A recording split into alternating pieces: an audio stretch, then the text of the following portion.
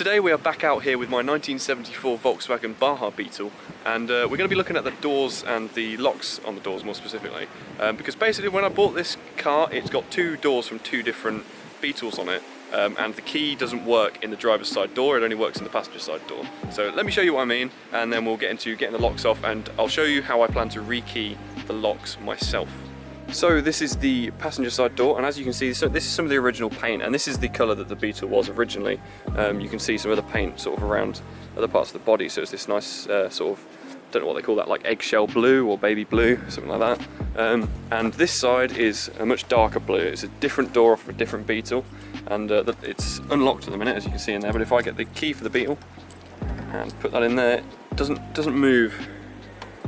I can't unlock the car, which is quite annoying because I have to unlock the other side and then reach over and pull this up to be able to actually get into the Beetle, which is not ideal. To get the locks off on a 1974 Beetle, all you've got to do is, if you open the door here on the side and you pull up back this this seal here, there's a screw behind there, so I'm going to whip this screw out, and then the lock slides this way I believe, and then out, and then you can sort of pull it out this way. So I'm going to stick the camera on a tripod, and I've got my walking impact down there. I'm just going to whip that off both sides, and then we'll head into the workshop.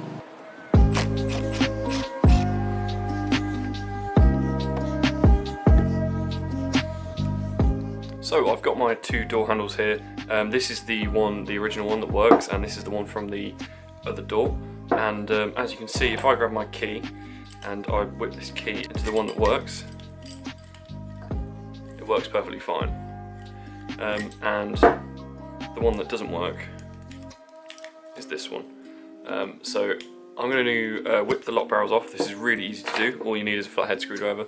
You just have to undo this screw on the top here, and that will let you take off this top piece, which comes off with a little spring, so just be careful of that. That spring might pop off. If it does pop off, it's quite easy to put back on.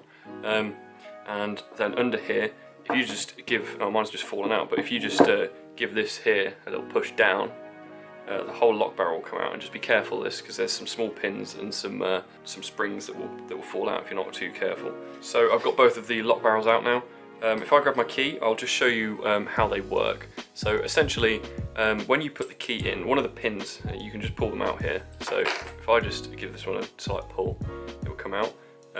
Again, just be really careful, because there are some springs in here that are really small that will fall out and roll away, and you'll never find them ever again. So this is what one of the pins look like. It's not really a pin like a traditional lock, because it needs the front and the back to both be lined up for the lock to be able to turn. So essentially, where this slot is along here dictates whether the key is going to open or not. If this slot's further over to one side, then there'll be something sticking up on one side or the other side. Hopefully you'll see what I mean when I put it back together for you.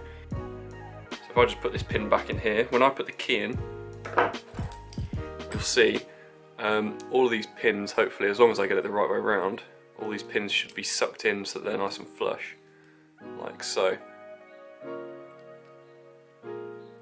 And then the springs push them out when you take the key out, so as you take the key out, you'll see pins start to pop out again.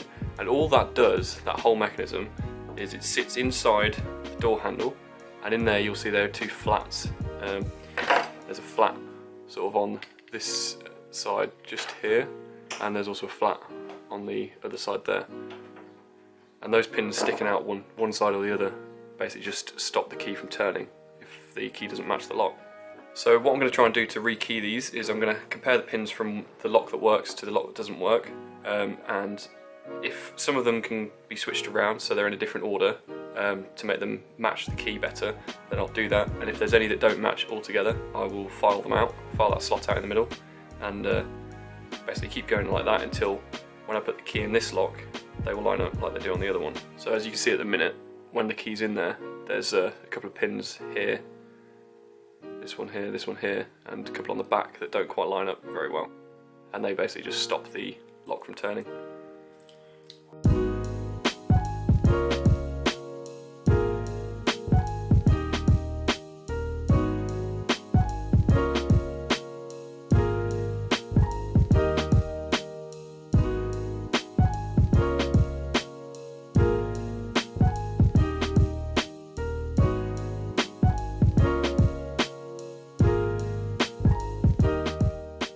So I've got my lock now to the point where all of the pins are in, bar 2, and these are the 2 that you see just down here that need adjusting.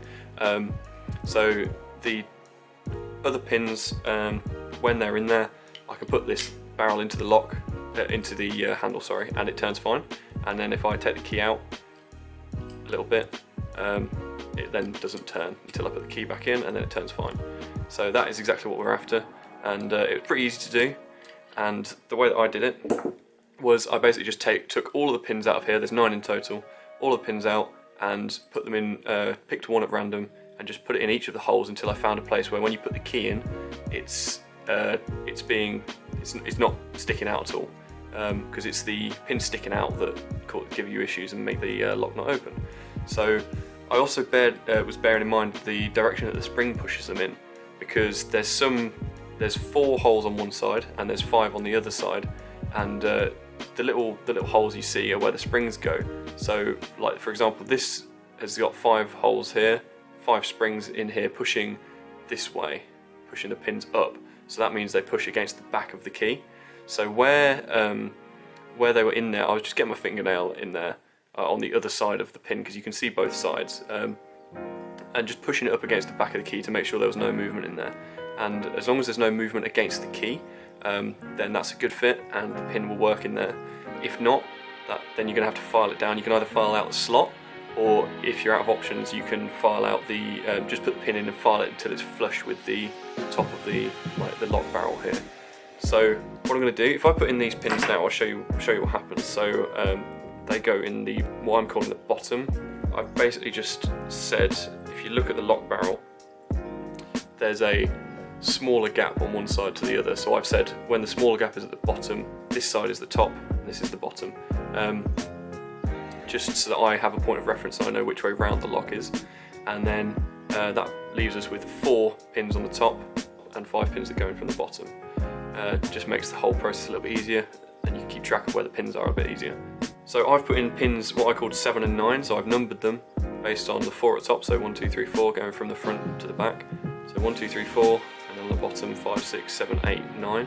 And pins 7 and 9, so this one here and the last one there, are the ones that I've got issues with. And if I put the key in here, you'll see what I mean.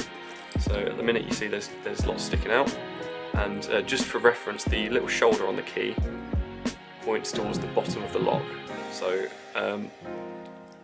when I put that in there, you'll see they all line up except for those 2 sticking out the top. So they're just the ones I need to adjust, and if you take note of the direction that the pins are going in from, so they go in from the bottom like I said, which means the spring is trying to push them that way, and they're making contact with this edge of the key, which means the bottom of the pin, the bit that's away from the shoulder, so this bottom of the pin, needs filing away, which will let it move a little bit further that way and will bring it flush with this lock barrel, and then that pin will then work in that slot. So I just need to do a bit of careful filing away at that slot and just extend that, and that should solve the issues, and then this key should now open this door.